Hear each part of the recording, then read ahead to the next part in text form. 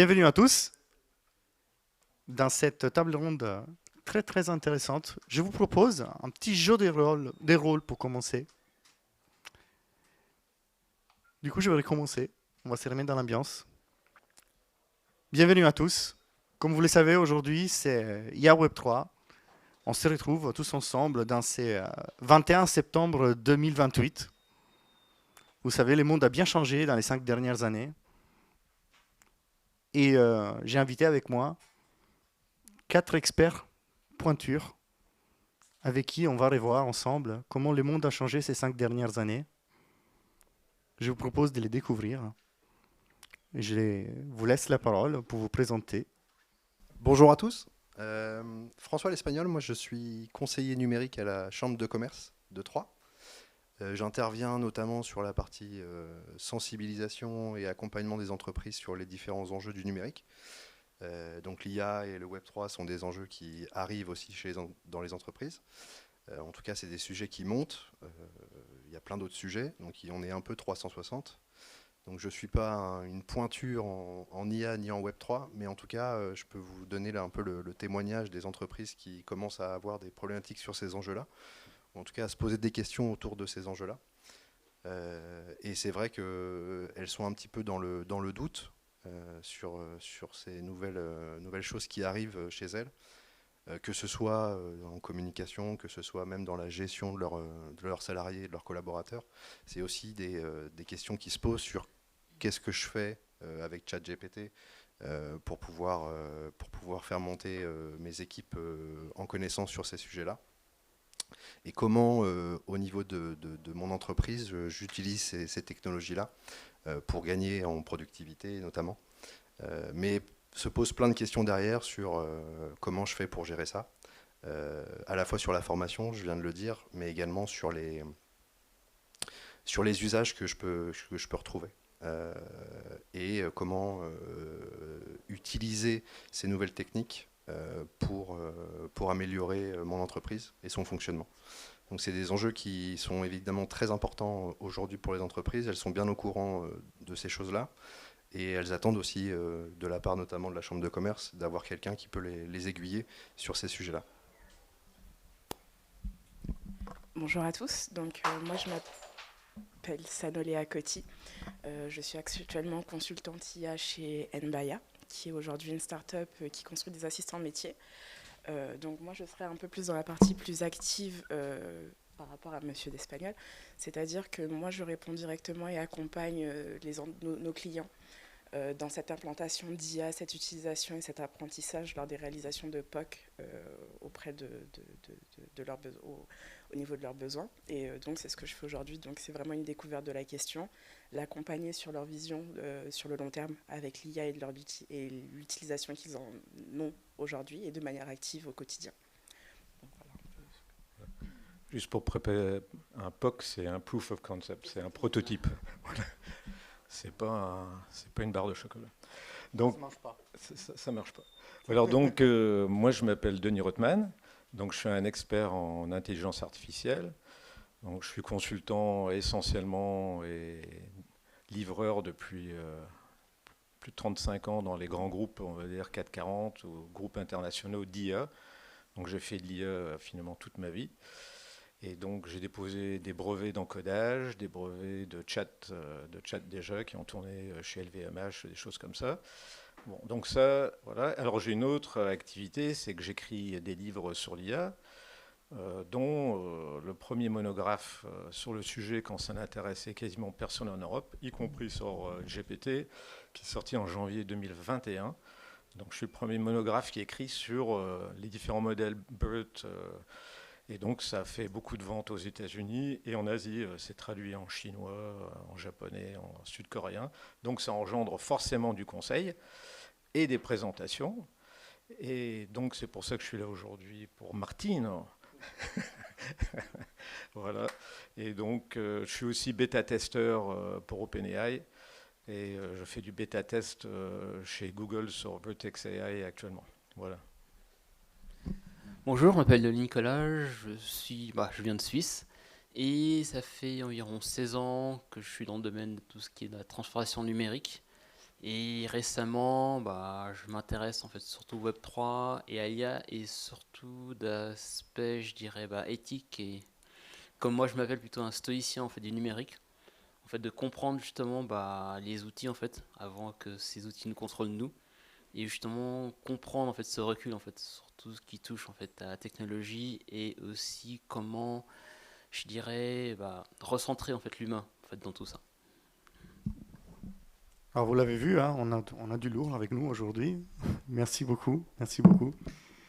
J'ai envie de commencer justement par toi, Neuilly.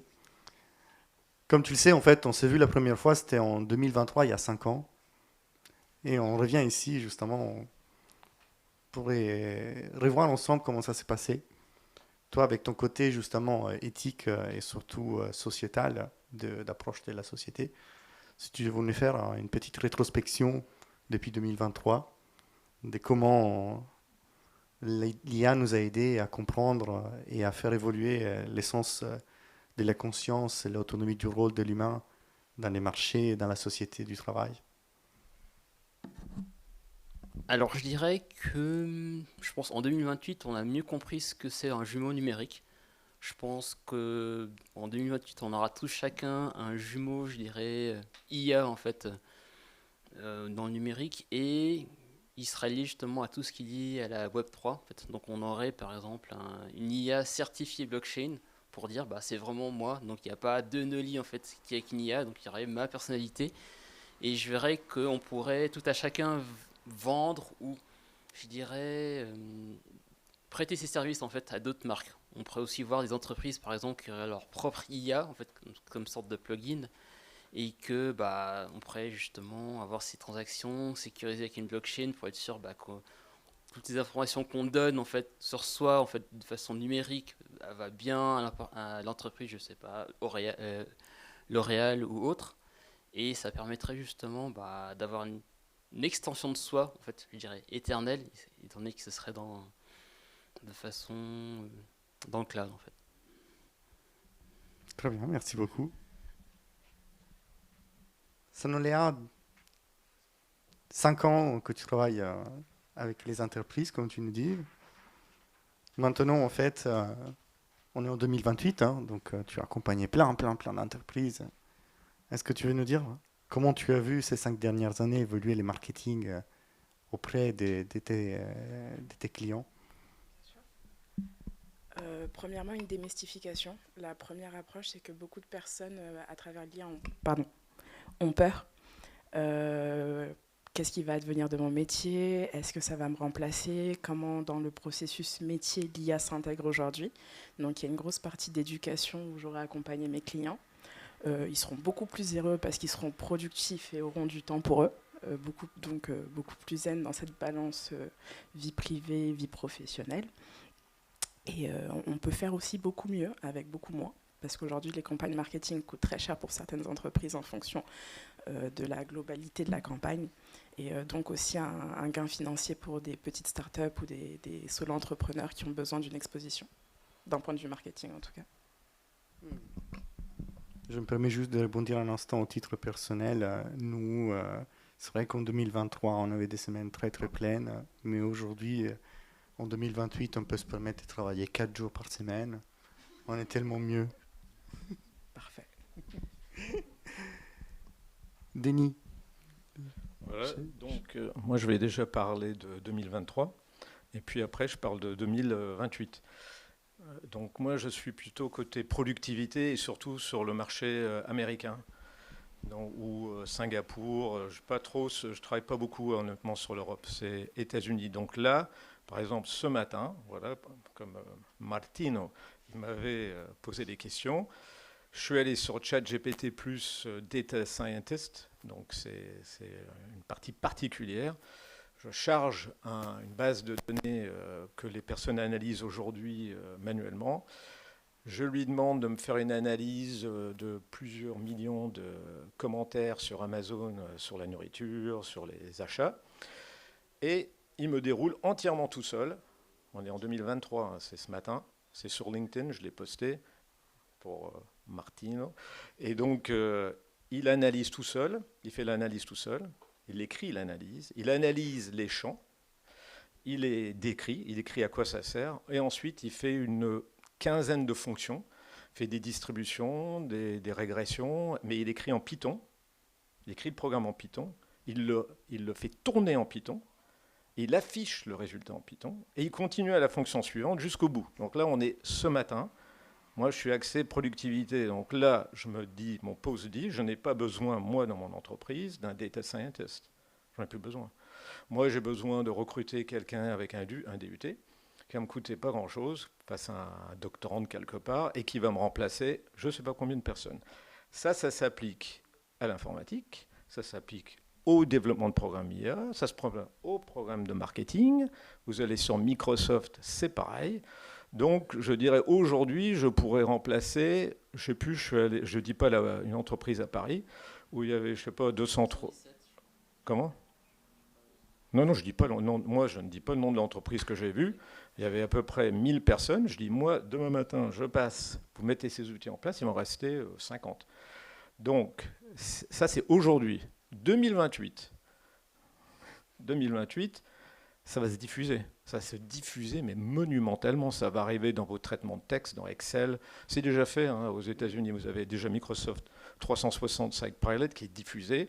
Vous ouvrez votre outil de développement et il vous écrit votre code. Ça, c'est aujourd'hui. Donc, ce que je vais dire, c'est que ça existe aujourd'hui. Ça va simplement se diffuser chez tout le monde. Donc, ça va faire que, à mon avis, dans les grands groupes du CAC 40, parce que moi, je ne connais qu'eux, malheureusement, ça va faire qu'ils vont garder des experts.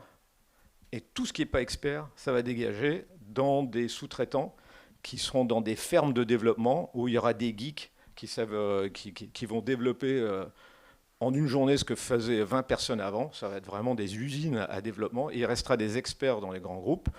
Ça, c'est 2028.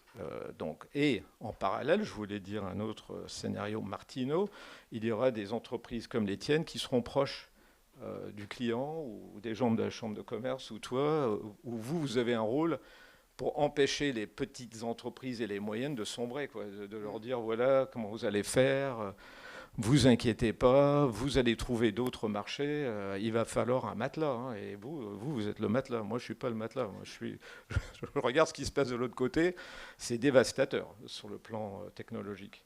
J'ai envie de rebondir sur ce que tu viens de dire justement, Denis.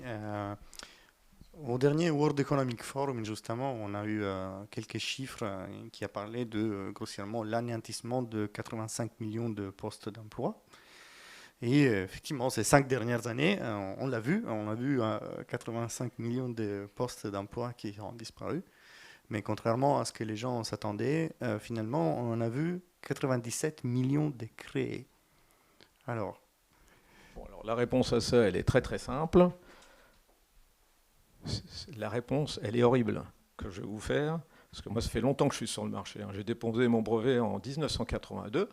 En 1982, Troyes était encore une des capitales de la bonneterie française. Vous êtes tous trop jeunes pour le savoir, mais moi, quand j'étais étudiant, ici, il y avait 20 000, 30 000, 40 000 personnes qui travaillaient dans le textile. Et puis un beau jour, on a découvert que ça coûtait moins cher de produire ailleurs. On a dit aux gens, mais vous inquiétez pas, vous allez avoir des formations de reconversion. Vous verrez que plus tard, vous allez avoir un autre emploi. À mon avis, il y en a qui cherchent toujours. Donc, si vous voulez, le beau côté, quand on vend de la technologie, c'est dire « Ouais, ça va être super, tu vas plus travailler. » Ah oui, mais qu'est-ce que je vais faire ? Tu vas aller au chômage. Et qu'est-ce qu'il va faire ? Tu vas faire une formation de reconversion. Oui.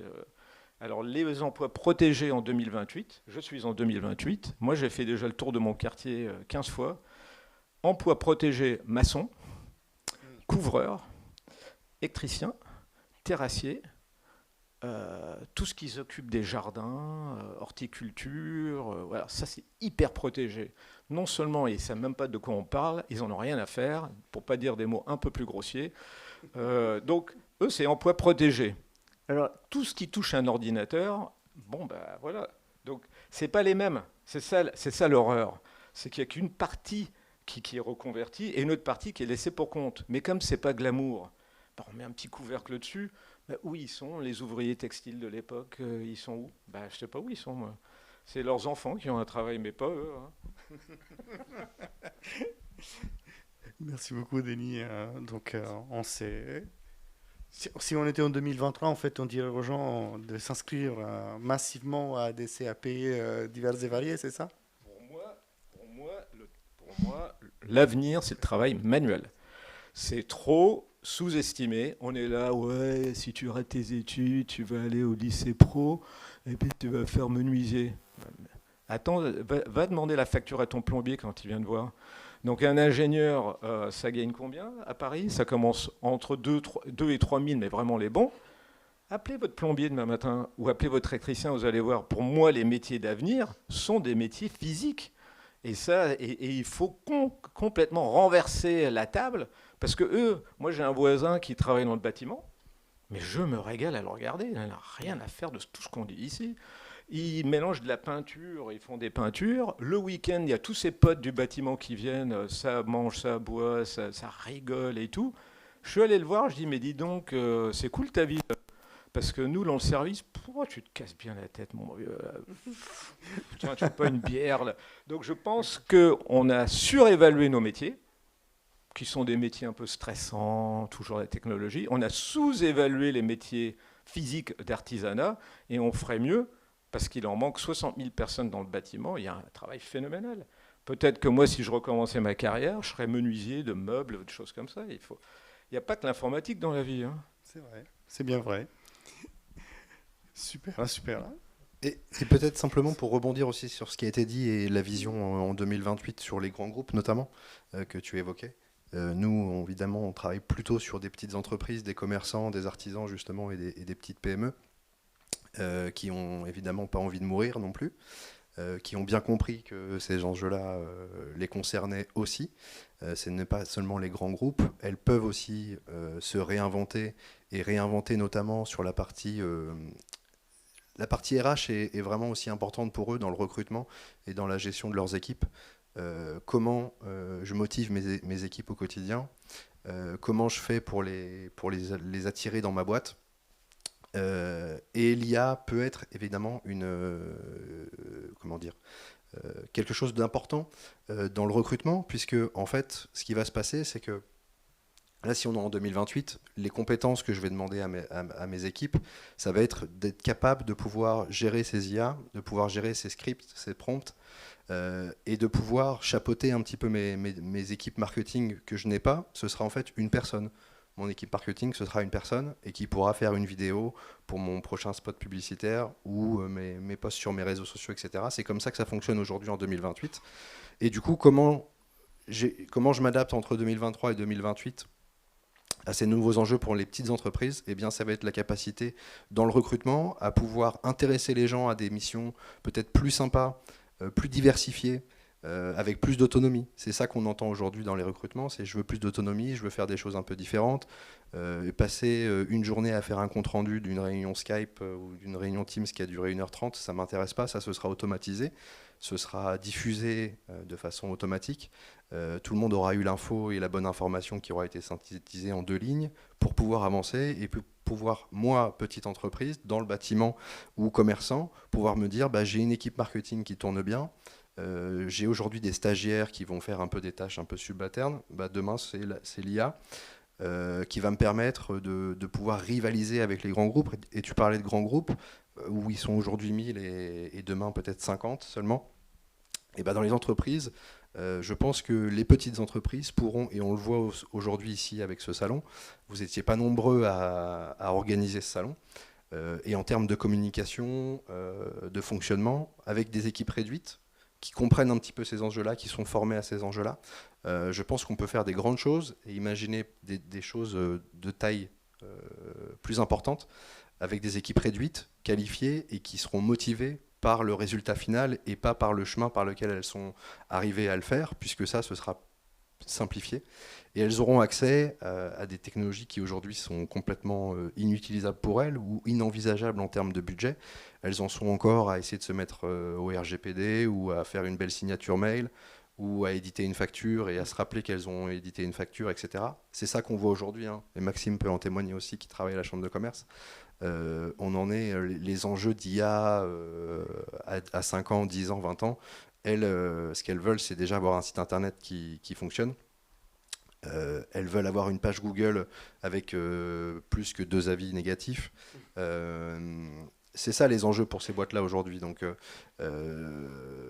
l'IA va leur permettre de pouvoir envisager un développement et envisager d'être staffées alors qu'elles ne le sont pas, de pouvoir se staffer grâce à l'IA et de pouvoir être plus ambitieuses qu'elles ne le sont aujourd'hui, puisque toutes ces tâches-là, et on le voit encore il y a 2-3 mois, on faisait un atelier sur le numérique dans la région de Bar-sur-Seine, et un entrepreneur qui a son site internet et qui souhaite se développer, c'était dans la musculation, et ben, il me posait des questions sur comment j'utilise ChatGPT pour faire des pages produits, parce qu'aujourd'hui, j'ai personne pour le faire, je sais pas bien écrire, je fais des fautes, moi je parle avec mes mots de métier, etc.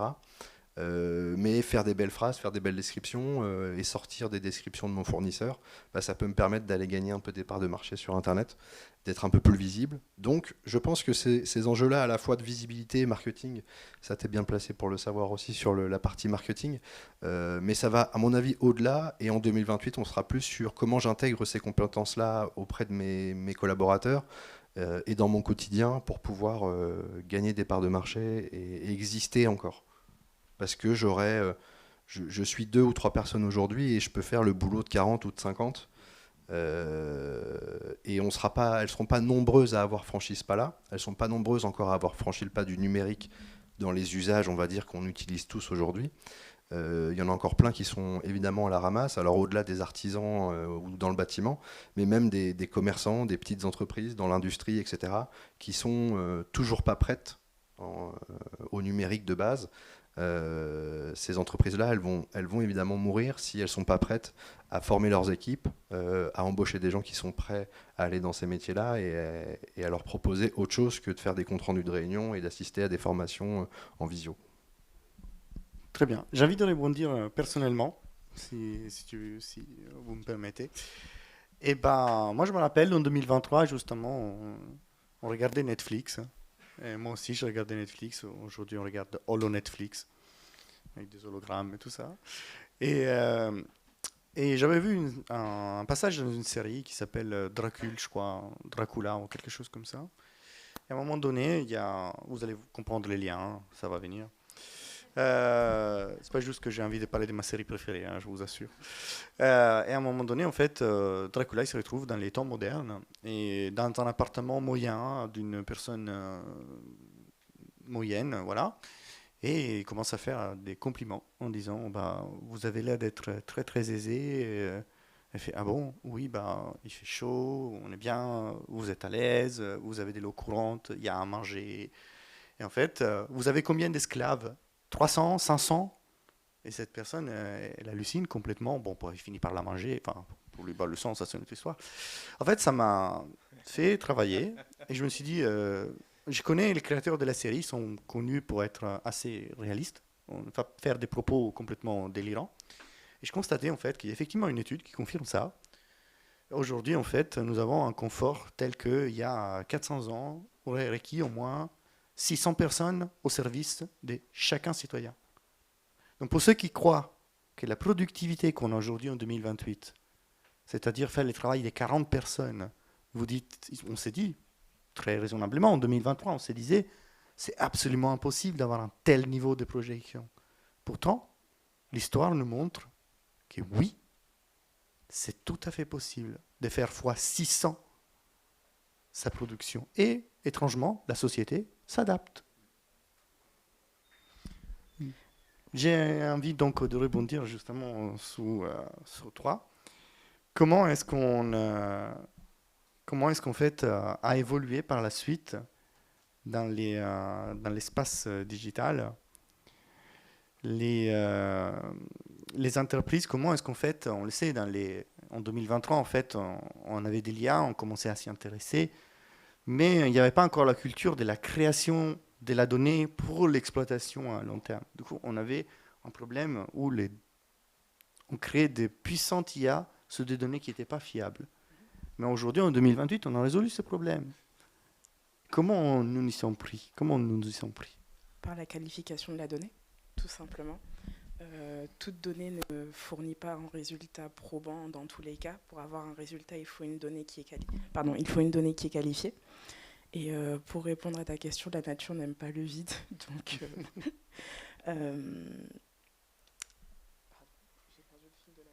C'était sur les données, sur la qualité des données. oui, sur la qualité des données, tout simplement parce qu'aujourd'hui, pour produire quelque chose, c'est pas une question d'avoir des données en masse, mais plutôt la qualité de la donnée que j'ai aujourd'hui pour pouvoir travailler et obtenir, peu importe mon produit, des résultats de mon analyse, un prompt qui soit correct pour, et qui soit suffisamment fourni pour pouvoir fournir quelque chose. Un exemple aujourd'hui, dans... Bien sûr. Merci, Denis. Comme ça. C'est ça. Ne t'inquiète pas. Mais par exemple aussi, cette donnée, c'est tout le combat des entreprises aujourd'hui, parce que c'est aussi philosophique. À quel type de données a-t-on besoin, jusqu'où va-t-on d'un point de vue sécuritaire aussi. Donc c'est aussi une des questions qu'on voit avec les DSI lors des mises en place des proof of concept. Parce qu'eux aussi ont cette question-là, quel type de données ils nous fournissent, comment la donnée communique-t-elle, et c'est pour ça qu'on est obligé de la qualifier aujourd'hui. Il y a des processus, il y a des méthodologies, il n'y a rien d'uniforme actuellement où on pourrait dire que ce processus est applicable à tout le monde, c'est du cas par cas en fonction d'eux. Et voilà. Merci. Neuilly, toi qui es un expert hein, aujourd'hui des technologies dégénératives, Oui. Si tu te rappelles, en 2023, on a commencé à voir les premières implémentations open source. Je fais bien attention à ces termes. Quand je dis open source, je ne dis pas gratuit. Ce sont deux choses complètement différentes. Les débats, on ne va pas l'aborder ici. C'est subjectif, open source. Voilà. Et à cette époque-là, en fait, on a commencé à dire les grandes entreprises qui ont fait des grands investissements, voilà, il y avait encore, on était un peu répartis, si on veut, dans les schémas Web 2 dans lesquels ces technologies nécessitent des moyens colossaux. Et du coup, il faut encore revenir dans un schéma dans lequel il faut donner notre savoir à des grandes entreprises pour pouvoir tirer un service. Mais en 2023, on a vu l'essor de l'open source et on a vu l'essor du Web 3, quand même, les deux thèmes qui nous portent aujourd'hui. Alors, comment ça a évolué dans ces 5 dernières années, ces sujets-là ? J'estime, je pense que, comme pour rebondir, en fait, j'aime bien utiliser l'analogie en fait du film en fait Mission Cléopâtre. Donc, pas de données, pas d'IA, et puis pas d'IA, pas d'IA. Donc en fait, c'est pour les entreprises, c'est le même principe. À mon avis, les données vont être propriétaires. Donc les entreprises vont avoir leurs propres données qui sera bien sûr triées, etc. selon ce qu'ils ont besoin, parce que le souci, c'est que ce qu'on voit actuellement avec les applications comme ChatGPT, c'est qu'il y a des biais qui apparaissent, parce que c'est une black box. On sait pas trop en fait, personnellement, comment leur modèle tourne, et ça reste encore voilà, mais pour la personne lambda. Mais quand en soi, en fait, c'est que il y aura cette transparence justement. Je pense qu'il y aura peut-être une personne qui sera, alors j'ai pas le titre exact, qui sera justement responsable justement d'avoir une supervision de cette donnée, et puis ensuite c'est clair de savoir qu'est-ce qu'il faut. Après, je pense que ce sera par la suite de savoir qu'est-ce qui est important d'être gardé, qu'est-ce qui est important d'être enlevé dans ces données, quelles données sont intéressantes pour l'entreprise ou pas.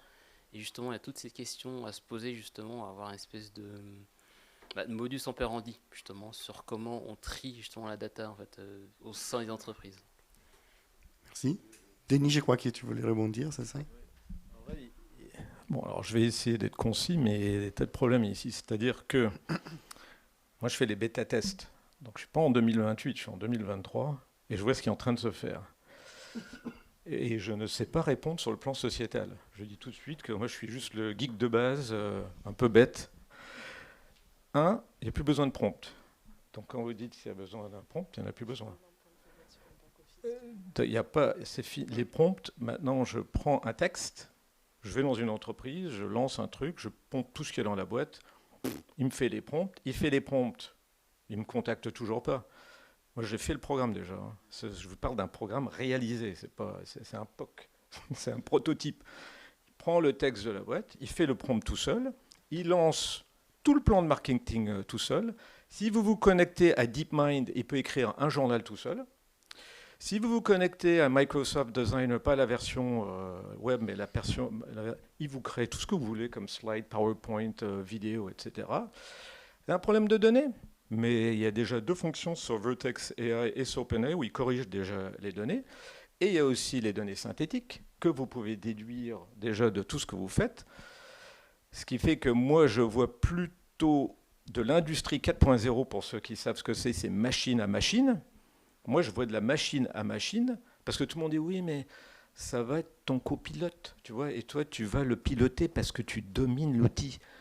D'accord. Bah, moi, je vous invite à aller, je sais pas, à piner quelque part dans l'eau et regarder un tracteur. Le tracteur, c'est le copilote de l'agriculture, mais il y a des millions d'emplois qui ont été détruits en 200-300 ans. Et moi, je ne suis pas dans une série, là. Je vais là-bas. Il y a un gars sur un tracteur avec son copilote qui a détruit des millions d'emplois. Donc, je vois, et je n'ai pas de réponse sur le plan société, conscience, rien. Donc, je balaye les textes de votre boîte, j'en tire les prompts. Des prompts, je crée un journal, je crée un site web. J'ai déjà demandé à créer des sites web, et il crée tout seul, en JavaScript et tout. Même le déployer en un clic sur Vertex AI, ils sont en train de chercher sur Google comment tu fais en 3 clics quand il ne connaît rien. Donc, sur Vertex AI, vous pouvez le faire, vous y allez, vous allez voir, vous stockez vos données et tout. Bon. Donc, moi, je vois de l'industrie 4.0. Parce que moi, j'ai vécu l'IA, mais j'ai vécu aussi la destruction de tout le tissu textile de la ville et du pays. Donc, tout le monde voit de l'industrie 5.0, c'est-à-dire l'homme et la machine comme c'est beau. Moi, je vois du chinois, moi. Moi, je vois de la machine à machine, avec une machine, parce qu'on n'a pas parlé de Chine ici. C'est le numéro 1 mondial en IA quand même aujourd'hui. Il faut peut-être pas. Et ils imitent personne. Ils n'ont pas besoin, parce qu'eux, ils ont 1,4 milliard de données qui sont contrôlées comme ils veulent. Il n'y a pas besoin de passer des lois, il y a pas besoin ils sont bourrés de données de milliards, mais ils sont, je sais pas, on est des enfants à côté. Donc quand ça va déferler, là, parce qu'ils arrivent avec Huawei gentiment et tout, alors là, je me retourne vers la chambre de commerce avec vous et je vous laisse vous débrouiller avec. Mais moi, pour moi, c'est des armes à destruction massive d'emplois, ça. Mais bon. Pour ajouter à ça sur la question de la donnée, ça vient en fait ça part aussi sur de la philosophie parce qu'en Europe, comme on a le bloc européen, le bloc asiatique et le bloc américain, c'est aussi une question de souveraineté de la donnée. C'est-à-dire qu'en fonction de chaque bloc a sa manière de voir, sa manière d'interpréter. Et c'est pour ça que ce ne sera pas la même chose partout et c'est pour ça qu'on parle aussi de souveraineté parce qu'en Europe, ne voit pas la souveraineté de la même manière qu'en Asie ou qu'aux États-Unis. Donc par rapport à cette question-là, c'est le législateur qui a à prendre en compte. Et comme le droit évolue avec les faits, et attendons de voir aussi ce que ça donne parce qu'on ne pourra pas non plus faire tout ce qu'on veut avec cette donnée-là. Merci beaucoup. François, justement, on va rebondir sur ces sujets-là. Les entreprises aujourd'hui, comme très bien tu l'as dit lors de ton passage, regardent ces technologies un peu d'un œil et se demandent un peu comment elles vont pouvoir l'utiliser. Se tournent vers les organismes gouvernementaux ou privés pour se faire guider, pour aider. Mais aujourd'hui, en fait, on sait que voilà. J'aime bien ce que tu viens de dire. Pas de données, pas d'IA. De ton expérience et à l'accompagnement en fait, des TPE, PME de la région, comment en fait vont aborder la nécessité du partage de données ou comment est-ce qu'on vont adopter le fait que pour s'inscrire dans ce système-là, il faut accepter de partager la donnée, il faut accepter de recevoir la donnée des autres et que d'autres vont recevoir notre donnée à nous. Disons que c'est un peu le même problème depuis les débuts d'Internet et du web, ou plus globalement, enfin même avant ça, c'est le partage d'informations entre concurrents potentiels. Et dans les petites entreprises, où par exemple, je prends un exemple de maison de champagne, il y a très peu de communication effectivement entre elles sur ce qu'elles font, comment elles font. Elles ont peur de se faire piquer évidemment leur bonne pratique surtout. Et ce qu'elles font, donc il y a très peu de transparence déjà de façon quotidienne dans leur métier. L'IA ne va pas échapper à ça aussi. C'est-à-dire que si effectivement j'ai besoin pour développer mon entreprise ou pour aller un peu plus loin dans ce que je fais ou pour me faire monter en compétence mes équipes, de partager des informations, ça va évidemment poser un vrai problème. Puisque au quotidien, dans le fonctionnement de leur entreprise, c'est très opaque. Non pas pour des raisons de non-transparence, parce qu'il y aurait des choses bizarres qui s'y passent, etc. Et c'est simplement parce que le chef d'entreprise, lui, il pense d'abord à lui, et si les autres n'ont pas se plantent, mais en tout cas, peu importe ce que font les autres, moi j'avance. Alors j'ai des syndicats, j'ai des choses, j'ai des chambres consulaires qui vont pouvoir s'occuper de temps en temps d'un problème, etc. Mais le partage d'informations est déjà une chose qui est assez compliquée pour elle au quotidien. L'IA, je pense, ne changera rien à ça. Elles sont déjà pas dans le partage. Donc l'IA, si elle ne voit pas l'intérêt à gagner des choses pour elle, ça va être compliqué de mettre ça en place et de partager ces informations-là à grande échelle, ou en tout cas par branche. Peut-être c'est des choses qui seront un peu plus envisageables au niveau peut-être justement des chambres, et c'est peut-être ça aussi l'avenir des chambres consulaires ou des institutionnels ou des boîtes publiques, c'est de dire effectivement il y a des choses qui sont en train de bouger, il va falloir qu'on bouge tous ensemble, et si on veut continuer d'exister demain, par exemple, si je reprends le vin ou le champagne, de pouvoir exister face aux Italiens, face aux Américains, face aux Chinois aussi, etc. Peut-être qu'il faut qu'on fasse ensemble, qu'on soit une force ensemble, et peut-être que du coup l'IA peut être une façon de mutualiser de la donnée pour derrière que chacun puisse en bénéficier, mais à la hauteur d'une entreprise, c'est très compliqué aujourd'hui de partager ne serait-ce que déjà le fonctionnement quotidien d'une entreprise. Donc ces données importantes ou pertinentes, ça va être encore plus compliqué. En tout cas à l'échelle d'une entreprise. Ce qui peut être fait effectivement, et j'espère qu'on va plutôt vers ça, et peut-être que l'IA peut être un accélérateur de ça, de permettre de mutualiser un certain nombre de données à l'échelle d'une coopérative ou d'un syndicat ou d'une chambre ou d'une institution publique qui va leur dire si vous voulez continuer d'exister demain, bah, il faut qu'on en passe par là, il faut qu'on mutualise un certain nombre d'outils, de bonnes pratiques pour qu'on soit plus fort demain et que notre métier et notre entreprise existent encore demain. Merci. J'ai envie d'ajouter juste une petite note personnelle. On parle souvent en fait de comment les informations on les collecte, comment on les traite. C'est un peu le sujet phare en 2023. Mais en 2028, on s'est posé aussi une autre question. Comment est-ce qu'on fait, on fait pour oublier ce qui est gênant? Et on sait qu'en 2023, il y avait des premières études qui avaient été commencées à être faites. Une nouvelle discipline qui s'est développée, le machine unlearning.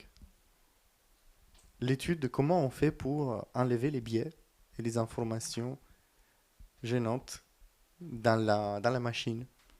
Alors, Denis, comment ça s'est développé ces 5 dernières années? Alors moi, je reviens à 2023. Il sort toujours de mon jeu de rôle, hein, quand même. Mais oui, mais parce que le temps que ça arrive sur le marché, tu seras en 2028. Mais pour l'instant, tout ce qui est en alpha test et bêta test, ça met des années pour arriver à la surface. C'est comme un volcan. Donc c'est déjà réglé, ça. Donc il y a 2 techniques qui sont en route. Il y en a un qui s'appelle AdaTape, un autre qui s'appelle RAG. Et il y a des bases de données de connaissances. Enfin, je ne vais pas faire toute la technique, mais on a tout ce qu'il faut aujourd'hui pour contrôler la donnée en amont, faire une entrée dans le système, capter le résultat, l'augmenter, l'analyser et le réinjecter une deuxième fois, ce qui fait que parfois, quand vous êtes sur ChatGPT, déjà vous croyez qu'il ne traite pas votre input. Il a déjà été retravaillé 1, 2, 3, 4, 5 fois. Et vous pouvez en avoir la preuve en allant sur Microsoft Designer. Vous n'avez qu'à y aller, c'est ouvert, c'est gratuit. Tapez votre prompt. Il ne va pas l'utiliser. Il va vous afficher en dessous une suggestion. Mais cette suggestion, c'est en fait ce qu'il utilise. Mais il va l'utiliser en boucle 2 ou 3 fois jusqu'à ce qu'il trouve quelque chose qui correspond à peu près statistiquement à ce que des millions de personnes ont déjà demandé.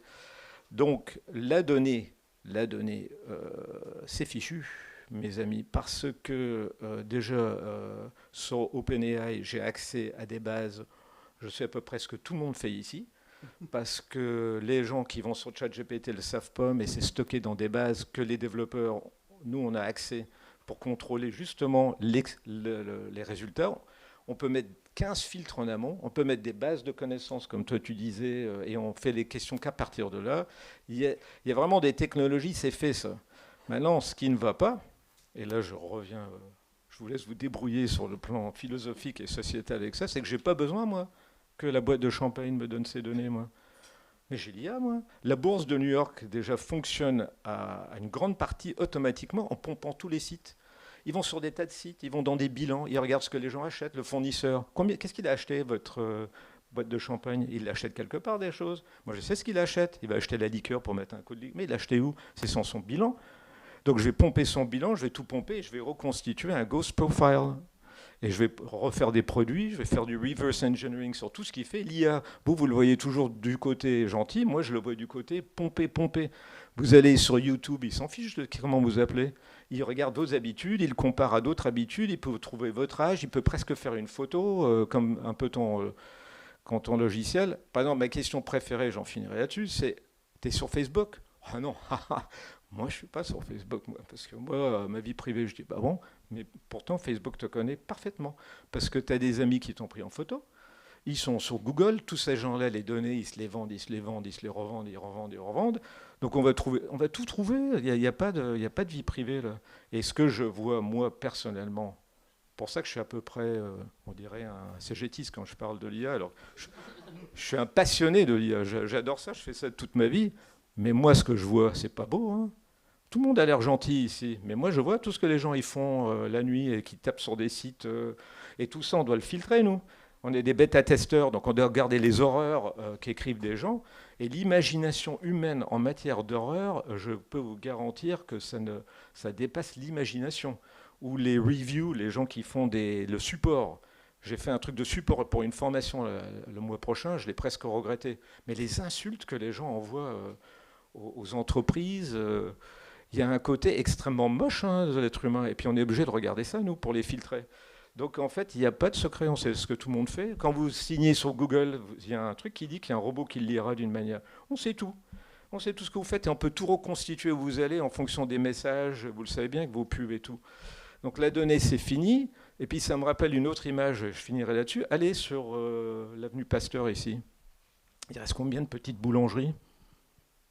Est-ce combien de petites boulangeries en dehors de Gerbedor et Patapin et ils sont où là? On leur a dit il y a quelques années, faites du pain artisanal, vous allez voir, ça plaît et tout. Bah oui, là, ils sont au chômage là. Donc moi je dirais d'une manière utiliser l'IA bien entendu en écoutant des personnes bien plus qualifiées que moi sur le plan sociétal, mais méfiez-vous sérieusement de cette technologie.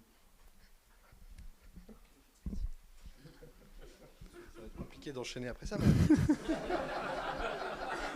Ayez de l'espoir, vas-y. Oui, non mais pour rebondir encore sur ce que tu disais, moi je comprends ta vision plutôt négative, ou en tout cas plutôt pragmatique, et oui. Je dirais même que c'est les paroles du PDG.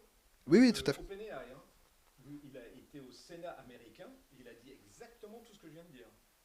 C'est le PDG, hein. Il y allait, Sam Altman est allé au Congrès américain, interviewé, il a dit faites des lois.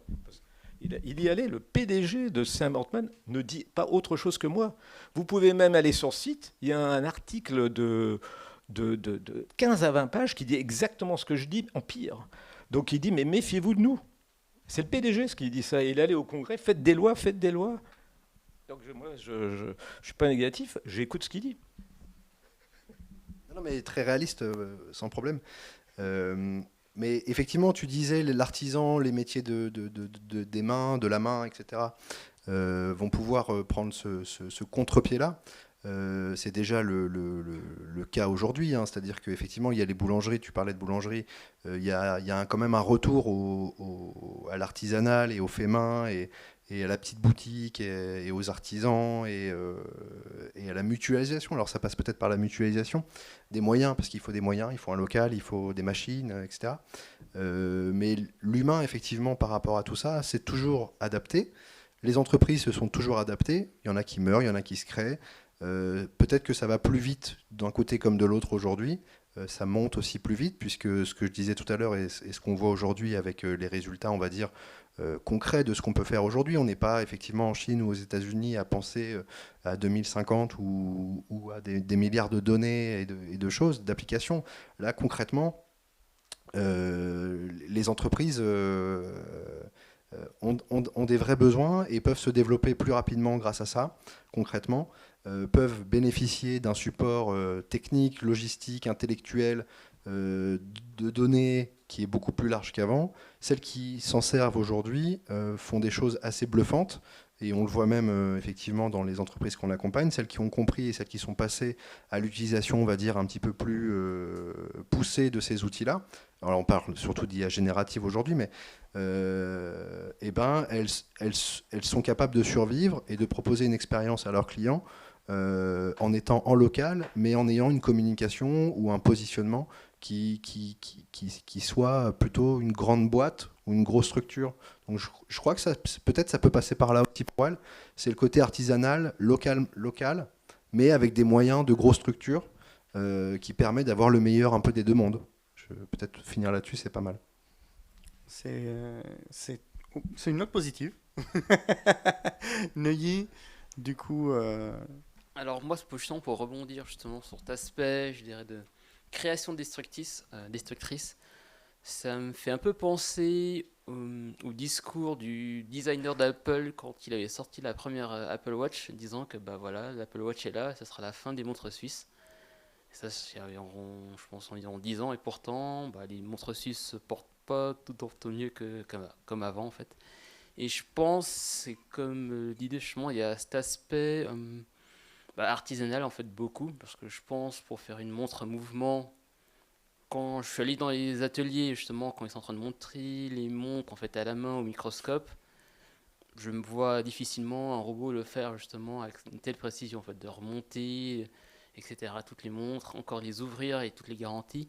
Donc je vois pas encore, peut-être que ça arrivera un jour, que justement un robot ait cette précision qu'un humain a. Donc après, je dirais qu'il y a toujours un espoir. Après, c'est clair, ça demande de réinventer, peut-être de façon plus intelligente, de revoir peut-être le travail de façon peut-être plus intelligente, que ce soit une PME, etc., justement avec ces outils-là, en fait. Peut-être de transformer la PME, d'être dans un secteur ou une nouvelle approche peut-être qu'ils n'ont pas pensé avant. Je vais quand même faire une note positive. J'allais justement rebondir sur quelque chose qui est assez personnel, Denis. Ouais. J'ai commencé à faire des conférences autour de l'intelligence artificielle il y a à peu près 3 ans, grossièrement. Moi, je suis conférencier depuis 8 ans. Et en plus particulièrement, j'ai commencé à porter un terme que je ne sais pas s'il a été déjà utilisé par d'autres, mais au moment où je l'ai utilisé pour la première fois, je l'ai forgé. Peut-être que je ne suis pas les premiers, j'en sais rien. Donc, en toute bienveillance, je crois l'avoir forgé. Je ne sais pas si c'est le cas. Et j'ai commencé justement à parler. Bon, tout le monde connaît enfin, tout le monde connaît, non. Tout le monde a déjà entendu parler en fait de la différence entre intelligence artificielle et intelligence générale artificielle, la fameuse AGI. Donc, qui est donc la capacité clairement d'y réfléchir, non seulement d'obéir à des ordres, mais en fait, ce que tu nous as dit, justement, le fait, la possibilité de lui donner une masse importante de données et de générer elle-même les tâches qu'elle a besoin pour résoudre, donc faire du travail qui est de la déduction et de l'inférence. Juste en 2 secondes de ces 2 termes, l'inférence, c'est la capacité même humaine d'appliquer ses connaissances pour en sortir en fait des informations. Donc c'est la connaissance, les informations. La déduction, c'est l'opposé. Ce qui est plus naturel pour un cerveau humain. En fait, on a des informations, on a déduit. Donc les règles qui régissent les informations qu'on a sous les yeux. Donc la grande majorité des intelligences qu'on a aujourd'hui, intelligences artificielles qu'on a aujourd'hui, fonctionnent par inférence. C'est-à-dire, on parle souvent de faire un processus d'inférence. On va commencer à parler d'intelligence générale artificielle lorsqu'en fait ces intelligences-là vont commencer à s'approprier les principes de déduction. Et ça commence, voilà, clairement, ça commence grâce à cette compréhension massive du langage et que la grande majorité de la connaissance humaine est basée sur la transmission. Donc nous, on a mis à disposition de ces machines tout notre savoir. Hein. C'est incroyable tout ce qu'on a fait. Donc il y a de quoi se questionner sur le fonctionnement interne du cerveau lui-même, en fait, finalement. Et j'ai commencé à dire, en fait, OK, on crée des modèles géants, hein, sous le principe de centralisation massive, mais ici, on parle de Web3. Et les Web3, c'est la direction opposée. C'est littéralement la décentralisation. Et je commençais à parler justement du principe de PAGI, avec un P devant. Et CP, en fait, moi j'appelle ça les personal. Donc Personal Artificial General Intelligence. Une intelligence, en fait, qui nous assiste et qui nous rend l'humain augmenté. Donc au lieu de nous remplacer, on va avoir à un moment donné la possibilité, selon ma perception, je commençais il y a à peu près 2 ans à faire dans plusieurs universités d'Europe, et la possibilité d'avoir des intelligences générales, donc qui vont nous aider à la fois dans la déduction et à la fois dans l'inférence des idées, mais pour nous-mêmes, portatif, personnel. Donc c'est hors du programme que nous avons vu Non, ensemble, mais j'ai envie de vous stimuler là-dessus. Alors là, c'est beau. Donc j'en profite pour dire quelque chose de positif, que je nuancerai ensuite. Donc dans le domaine médical, ce que tu dis existe. Aujourd'hui, il y a des soins par les oncologues qui arrivent à faire des prévisions de personnes qui auront des choses et prévoir et adapter les traitements. J'ai été modérateur moi-même au congrès d'oncologie il y a 2 mois, donc c'est extrêmement positif. Je n'ai vu que des chercheurs, mais vraiment éthiques, et tout ce qui est beau. Alors c'est magnifique. Alors je peux vous dire que là, de toute façon, le domaine médical, c'est quelque chose de beau par définition. Bon. Alors maintenant, ça c'est le positif. Le deuxième truc positif, parce que j'ai essayé de l'être, c'est tout votre discours à vous artisanal, parce que ça rassure. Parce que ça, pas le discours aux États-Unis, donc ni en Chine. Donc ça, j'ai le discours européen, français, qui est très très beau. Et ensuite, moi, je reviens aux grands groupes qui aujourd'hui avalent groupe par groupe tout. Par exemple, si vous allez, on parlait médecine, vous allez à la polyclinique de Saint-André, là, ça appartient à Elsam. Vous regardez qui sont les actionnaires de Elsam, c'est Blackstone. Vous allez trouver des mêmes groupes, vous allez trouver 10 groupes dans le monde qui ont presque, je ne sais pas combien d'actifs, j'irai pas voir. Donc ce sont des rouleaux compresseurs qui vont continuer tout ce que je vous raconte depuis le début. Alors la note positive, c'est qu'il n'y a pas assez de microprocesseurs. Il y a un très gros problème de GPU. Ça coûte extrêmement cher. Donc tous ces trucs qu'on raconte là, on dit OpenAI, mais ça coûtait 1 milliard. Rien que pour faire un run sur un truc, ça coûte 10 milliards pour en faire 10. Donc ils sont bloqués. Et même quand on aura baissé tout, il n'y a pas assez de processeurs. Donc les Chinois maintenant font leurs processeurs. Les Chinois vont bloquer le marché. Le marché est bloqué actuellement. Il n'y a plus personne qui communique sur cette planète, d'accord? Donc la chaîne d'approvisionnement est rompue. Vous n'avez pas de médicaments? Vous n'avez pas remarqué qu'il manque des médicaments? Il manque des médicaments, il manque de tout. Il manque de tout. Vous commandez du bois, vous n'avez qu'à commander du bois. La chaîne logistique est rompue. Donc ce grand progrès humain, il est ralenti. Puis un autre truc qui s'appelle le changement climatique, qui fiche régulièrement des paniques générales. Donc rassurez-vous, la nature se venge. Donc ça va ralentir, ralentir terriblement. Et puis il y a des trucs que j'adore en France, parce que moi je suis franco-américain, et je me balade des 2 côtés, c'est la grève. Les Français ont une arme fatale pour se protéger contre les technologies, la grève. Ça a une moustache, Martinez. Mais c'est beau ça, vous allez voir le jour, il va s'opposer à des technologies où celle qui la suit, cette dame qui la suit, je l'adore elle. Parce qu'elle met des grains de sable dans tout ce mouvement. Donc il y a toujours des mouvements humains qui vont stopper ça et qui vont à la base casser le truc. Ou une entreprise qui va faire la grève, qui va tout péter. Donc je pense que l'aspect humain tel que vous le voyez, idéalement ça marche. Mais je crois qu'on est dans un pays révolutionnaire ici, de base, de culture. C'est de naissance. Et que ça n'est pas qu'ici, vous allez en Italie, même en Allemagne. Moi, je pense que l'être humain, il ne va pas accepter ce que je vous raconte. Il va à un moment donné comprendre que derrière tout ça, on est en train de... Ça va péter, mais gentiment. Et les gens vont reculer, et puis il y aura des lois. On va dire, bah non, là, vous ne mettez pas tant de robots. Là, Pour moi, ça va finir comme ça. Vous n'avez pas le droit d'utiliser plus de robots. C'est la législation, comme toi, tu l'as dit tout à l'heure, qui va couper court à ça en leur donnant, comme les RGPD, des quotas. Tiens, vas-y. T'es positif. Oui, Neuilly, vas-y.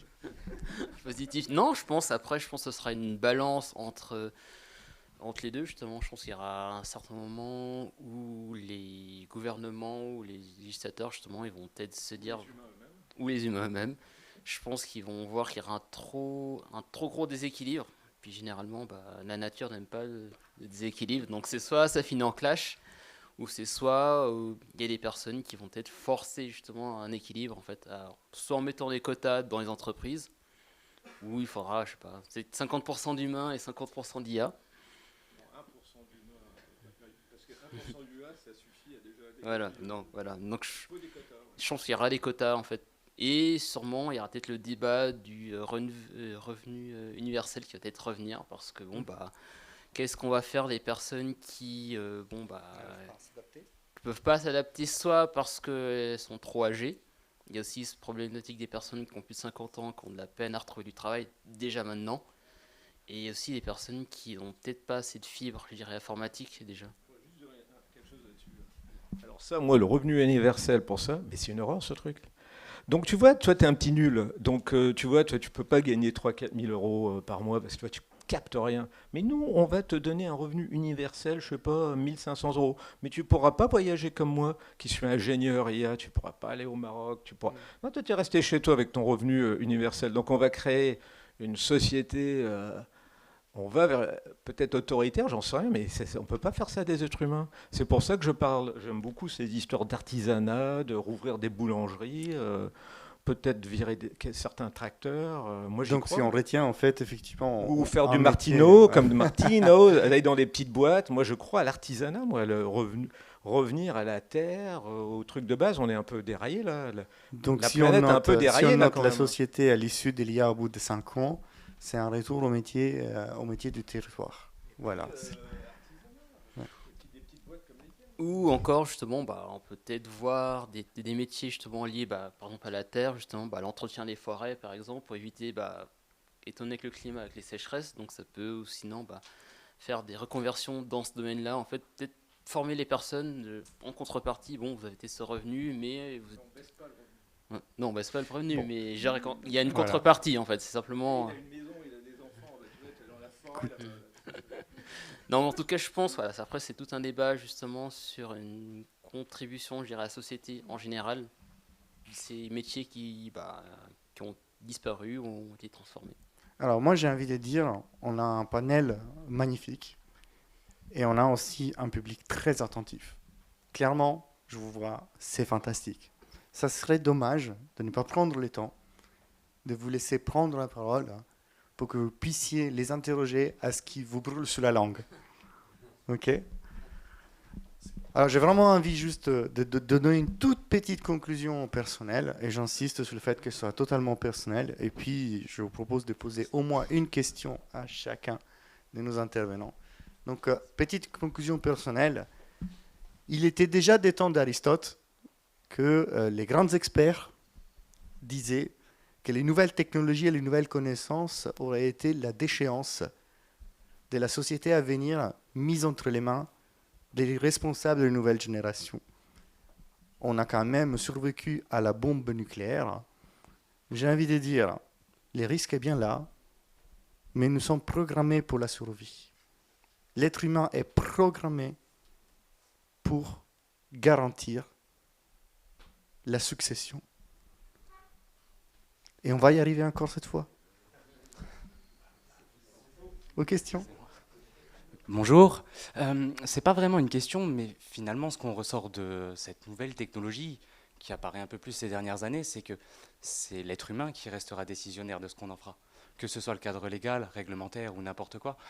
Quand on va arriver sur des excès, que vous pouvez voir, monsieur, de l'esprit humain, la bombe atomique, l'électricité, la poudre, c'est des bonnes utilisations au départ, une bonne idée, mais c'est l'être humain qui l'a perverti. Donc finalement, on en tirera les leçons dans quelques années quand on aura déjà fait des erreurs, comme pour chaque chose. Mais nous sommes en 2028, on a déjà tiré les leçons. Oh, c'est peut-être un peu tôt où on commence juste à faire le constat de tout ça, mais c'est une technologie qui amènera probablement beaucoup de bonnes choses. Vous parliez des robots. Ils font de la neurochirurgie, les robots, à la place de nos neurochirurgiens. Ils sont meilleurs que nous en précision. Ils vont prendre le pas sur plein de choses, mais ça doit être un atout. On doit le prendre comme tel. Si l'être humain reste bienveillant et cherche à survivre, on s'en sortira. Si on tombe encore sur quelques esprits un peu hein, un peu perché, bah, il en fera n'importe quoi avec. Mais c'est un outil extraordinaire. Après, pour revenir sur les économies qui s'écroulent, il faut quand une baleine meurt, elle entretient 30 ans d'écosystème au fond de la mer. Donc elle fait vivre aussi un écosystème, et elle crée un écosystème. Donc peut-être que la disparition de certains corps de métier en ouvriront d'autres, et c'est comme ça qu'entre guillemets on survivra et que ça continuera d'avancer. Petite réflexion. C'est pas vraiment une question. Si je veux rebondir justement sur cette réflexion, François? Non, simplement par rapport à cette question-là, c'est peut-être aussi un problème. En fait, là, l'échelle est tellement importante. On parle effectivement d'histoire et de ce qui s'est passé dans l'histoire, les différentes révolutions qui sont arrivées, etc. Là, c'est vrai que l'échelle paraît complètement démesurée. Et je pense que c'est aussi ça qui fait peur, c'est une question d'échelle. C'est-à-dire qu'aujourd'hui, c'est des milliards qui sont dépensés tous les jours là-dedans, c'est des milliards de données, c'est des milliards d'êtres humains qui sont traqués, suivis, etc. Ce qui était impossible de faire il y a 30 ans, il y a 40 ans, il y a 100 ans, ou il y a 1000 ans. Donc je pense que le problème de l'échelle aussi est quelque chose d'important. L'humain, effectivement, c'est s'adapter, mais cette échelle-là est tellement vertigineuse que le retour sera d'autant plus fort et peut-être encore plus rapide sur justement le côté local, artisanal. J'échange avec mon voisin et en fait je fais des micro-sociétés en dehors de ce monde qui va si vite et sur lequel on ne comprend rien. C'est surtout la compréhension. En fait, je crois que c'est Jean-Marc Jancovici qui parlait de ça. On ne comprend plus rien aux technologies qu'on utilise, un téléphone, un GPS, etc. On ne sait plus du tout comment ça fonctionne. Ça fonctionne, ça nous permet de faire 50 000 choses. Et les entreprises, au final, elles sont un peu plus dans cette échelle-là, c'est-à-dire elles essayent de faire comprendre de comprendre ce qu'elles font, de le rendre visible et de le rendre attractif à une échelle qui est beaucoup plus rationnelle, plus petite, et qui permet aussi aux autres de le comprendre. Parce qu'aujourd'hui, j'utilise ChatGPT, je ne comprends pas comment ça fonctionne, et je n'ai pas envie de m'y intéresser. Il y a des cerveaux plus brillants qui le feront à ma place. Moi, je l'utilise pour me faciliter une réunion, pour me faciliter un compte-rendu, ou pour me donner des idées quand je suis un peu en panne d'idées. Et je pense que les entreprises ont bien compris ça aussi, que c'était un outil comme un autre, au même titre qu'un site internet, que les réseaux sociaux, etc. Ça peut les valoriser, ça peut leur permettre de créer du lien plus facilement avec leurs clients ou avec leur territoire, mais qu'elles en reviennent quand même aux liens forts qu'elles créent en local avec leurs clients, avec leurs fournisseurs. Et je pense que c'est plutôt une question d'échelle et que plus d'un côté la balance va très vite et à une énorme échelle, plus on va vite retourner aussi au côté local et hors des ordinateurs, hors de tout ça.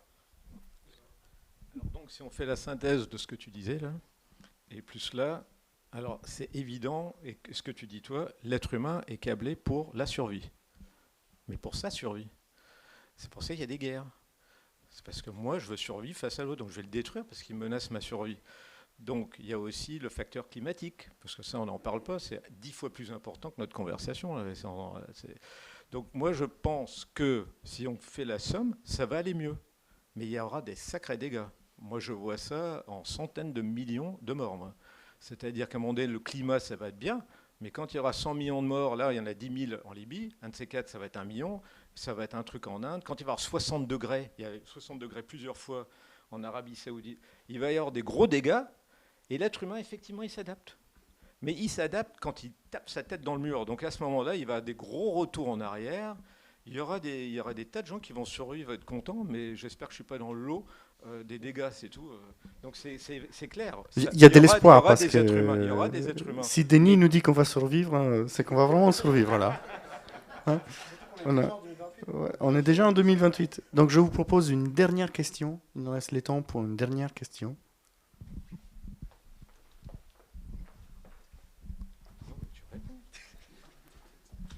Bonjour Philippe, merci pour votre discussion. J'ai une question sur ce qui se passe en ce moment en Californie, qui touche le monde, et notamment au travers de ce qui se passe à Hollywood. Au niveau français et au niveau de Troyes, par exemple, on est dans cette belle région. Qu'est-ce que vous voyez, vous, comme destruction là, dans les prochains mois, que l'IA va changer pour nous tous et qu'on va voir aux 20h dans les prochaines semaines. Oui, on parlait de la grève. Ouais, ça, je suis ça très très bien. Oui.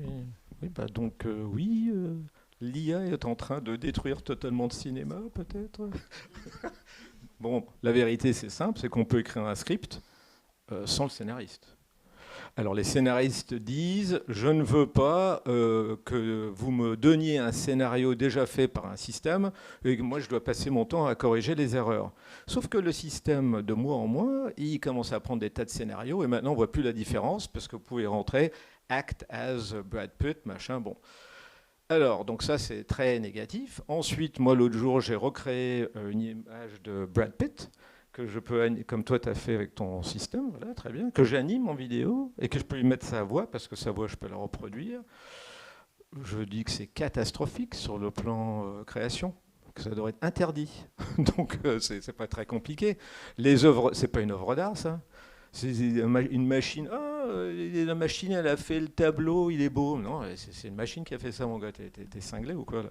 Donc, moi, j'interdirais purement et simplement l'utilisation de l'IA dans un domaine créatif. Mais à qui possède les grands studios? C'est pas nous. Donc ça va y aller. Hein. Les films d'animation. Pour moi, je sais pas, moi je suis dans mon petit coin, je regarde, musique automatique, tableau automatique, c'est pas de la créativité, ça. Bah oui, mais je fais un prompt. Bah oui, mais on n'a plus besoin de toi pour faire le prompt. Donc je dirais que je vois pas ça dans l'aube, parce que la France a une chance extraordinaire, elle a un retard mais phénoménal sur le plan intelligence artificielle. Mais c'est pour ça qu'on fait ces salons. C'est génial, mais il faut pas le faire. On le fait pour ça, justement, pour faire rencontrer les talents. C'est génial, les Français, ils s'en fichent. Quand je vais dans des dîners, ouais, mais arrête avec tes conneries. Tiens, bois un peu de Chablis, là, bon. Donc c'est génial, la France, il faut qu'elle reste la France. Elle est très très bien, la France. Et peut-être que la France, grâce à des travaux, pour pousser l'artisanat, les petites boîtes, avant que l'orage arrive et que ce soit trop tard. Moi, je pense pas que ça arrive à 3. Moi, je vois pas les j'ai jamais vu légèrement différent. Il est bien l'esprit français. Il se révolte. Il en veut pas de ça. J'ai un avis légèrement différent sur lequel je suis désolé en tant que modérateur, je m'approprie la conclusion des fins. Ces salons existent pour ça. Nous sommes là justement pour que vous voyez que les talents est bien présents. Il y en a ici. Il y en a juste à côté de vous. Vous pouvez construire l'avenir dès demain, aujourd'hui. Et quand je dis aujourd'hui, j'ai littéralement le 21 septembre. Je ne dirais pas quelle année. Et non, 2023. Et je vais juste conclure sur une petite observation que nous avons vue après l'arrivée des Frères Lumière, hein, la photographie et le cinéma. Une révolte de la part des artistes peintres qui disait que la photographie enlevait tout l'intérêt artistique et que la reproduction était parfaite. On a eu l'impressionnisme qui a essayé justement de s'approprier ce qui était le rendu ultra réaliste, et déjà avant et après. Et on a vu la peinture qui a essayé d'imiter la photographie, et puis on a eu la photographie qui a essayé d'imiter la peinture.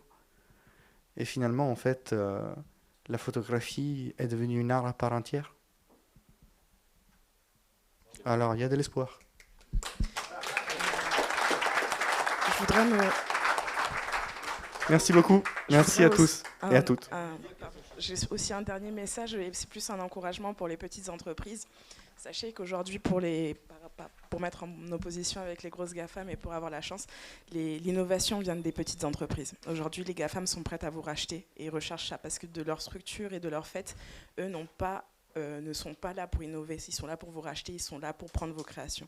Donc n'hésitez pas, continuez à créer et ne vous arrêtez pas parce qu'aujourd'hui, on parle de l'IA. Magnifique.